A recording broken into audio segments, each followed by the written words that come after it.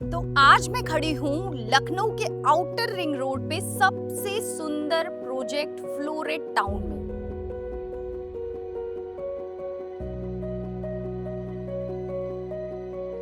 यहाँ पे आप देख रहे हैं कितनी सुंदर लैंडस्केपिंग, बहुत ही सुंदर विला और साथ में ऐसे प्लांट्स जो हर सीजन में ब्लॉसम मतलब एवरी सीजन के लिए अलग अलग यहाँ पे प्लांट लगाए गए हैं। इसका वीडियो आप मेरे चैनल पे बहुत बार देख चुके हैं और जब भी कोई इस प्रोजेक्ट को देखता है तो हमेशा यही पूछता है कि आखिर ये टाउनशिप किसने बनाई है, कहाँ पे ये विलास हैं। तो आज मैं आपको इसके पीछे मतलब इस पूरे डिजाइन के पीछे जिसका थॉट है उनसे मिलवाने वाली हूँ। जी हाँ, आपने बिल्कुल सही समझा। अगर आप भी डेवलपर हैं या कोई बिल्डर है, कोई टाउनशिप डेवलप करना चाहते हैं और आप सोच रहे हैं कि एक सुंदर टाउनशिप हमारी भी बन जाए लेकिन समझ नहीं आ रहा किससे बनवाएं, तो आज मैं आपको मिलवाने वाली हूँ V trim design and architecture firm के ओनर विनोद चौहान और सचिन चौहान जी से।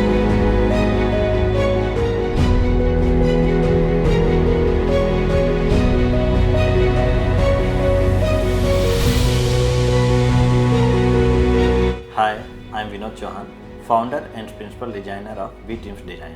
Hi, I'm Sachin Chauhan, principal architect at V-Teams Design.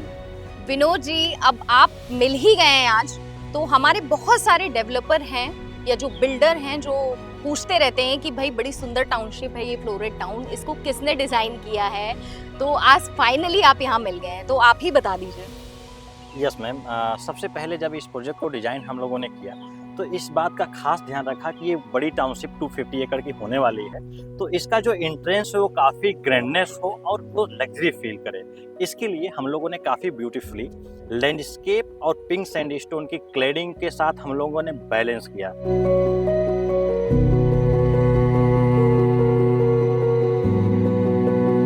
इसके लिए जब आप देखेंगे तो हम लोगों ने 2 गार्ड रूम सामने दिया जो एक फर्स्ट सिक्योरिटी लेयर पे काम करेगी, सेकेंड नंबर पे हमने बूम बैरियर दिया, वो दूसरे सिक्योरिटी लेयर पे काम करेगी। और इसके लिए हम लोगों ने काफ़ी जो आपने पीछे देखा हेजेस हम लोगों ने लगाया हुआ है।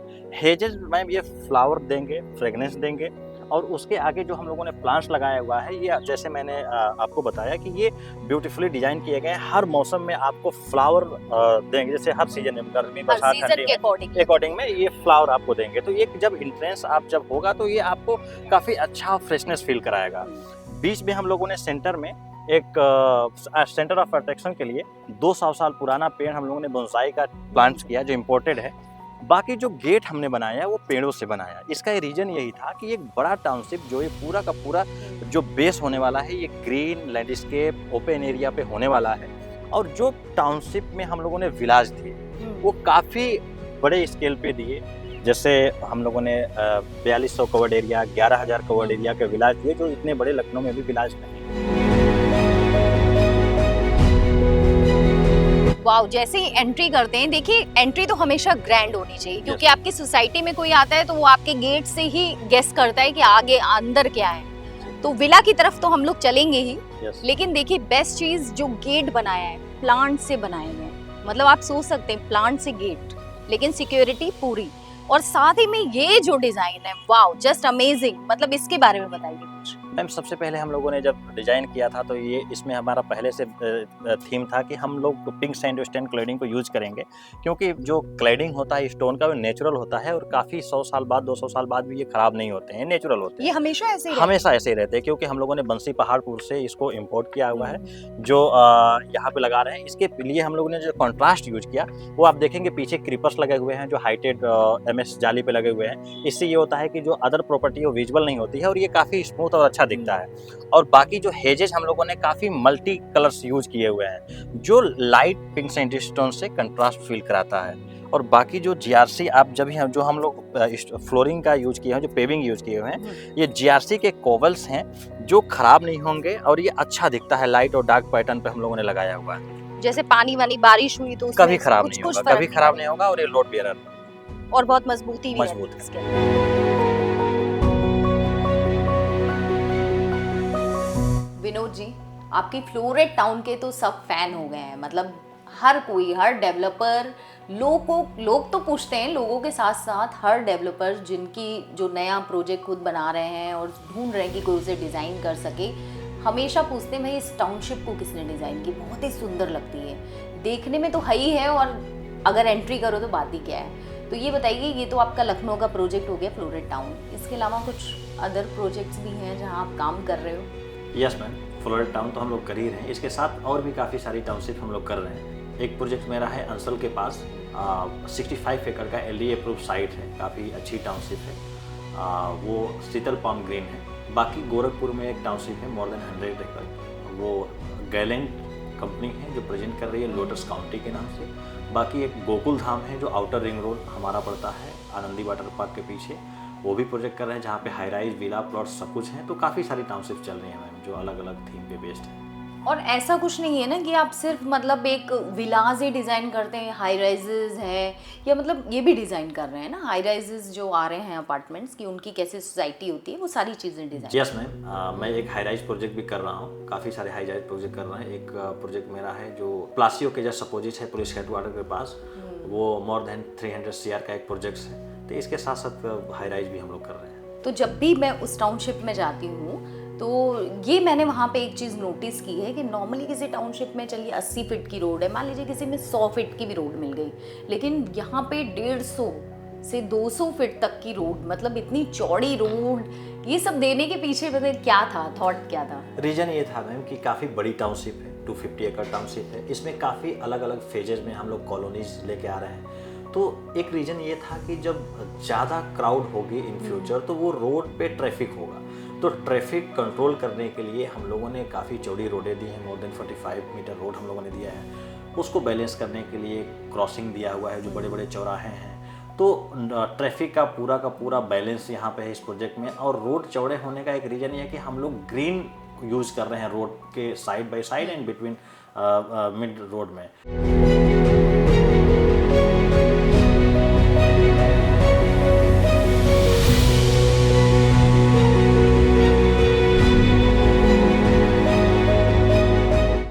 सचिन जी, आपके विला में जो मतलब हर चीज लोगों को पसंद आती है, बाहर से एकदम लुक कैसा है जैसे कोई पैलेस हो, और सबसे ज्यादा अच्छी चीज क्या लगती है कि ग्रीनरी पूरे टाउनशिप में तो है ही है, साथ ही आपने जो बिल्कुल बाहर इतना अच्छा ग्रीन सब पूरा दिया है, और डिजाइन दोनों विला के बीच में जो गैपिंग है, ये मतलब ये डिजाइन और ये आइडियाज कैसे इतना सुंदर मैम, है? जब हम लोगों ने इस टाउनशिप की प्लानिंग स्टार्ट की थी तब हम लोगों ने इसका कॉन्सेप्ट ही क्लासिकल आर्किटेक्चर पे रखा हुआ था।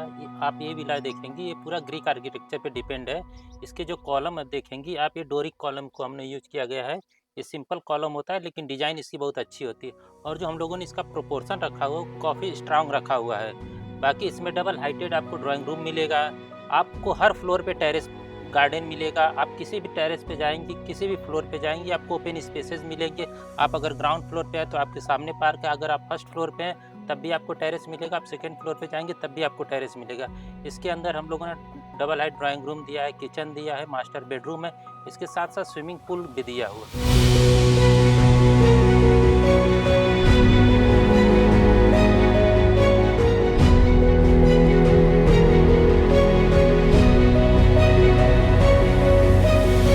सचिन जी, एक क्वेश्चन आपसे है कि अभी जितनी भी कई टाउनशिप होती हैं, हम वहाँ कुछ भी विला लेने जाते हैं या कुछ भी देखते हैं, तो कई बार क्या होता है हमें लैंडस्केप, पार्क और ये सब मतलब सोसाइटी तो बहुत पसंद आ रही है, बट वहाँ के विला या मकान उतने भी पसंद नहीं आते हैं। बट फिर भी एक मतलब होता है, इंसान थोड़ा सोच के ले लेता है कि चलो सोसाइटी अच्छी है। बट आपकी एक सोसाइटी ऐसी है, फ्लोरेट टाउन एक ऐसा है जहाँ पे लोगों को सोसाइटी भी पसंद आ रही है, साथ में जो विला का मतलब डिज़ाइन है वो तो मतलब लोगों को बहुत ही पसंद आ रहा है, चाहे वो जो भी साइज़ है, हर साइज़ में पसंद आ रहा है। तो ऐसा मतलब कैसे है, ऐसी टाउनशिप कैसे बनी जिसमें लोगों को टाउनशिप, लैंडस्केप, डिज़ाइन, विला की सब चीज़ें पसंद आ रही हैं? मैम, इस टाउनशिप में हम लोगों ने यूरोपियन आर्किटेक्चर यूज किया हुआ है।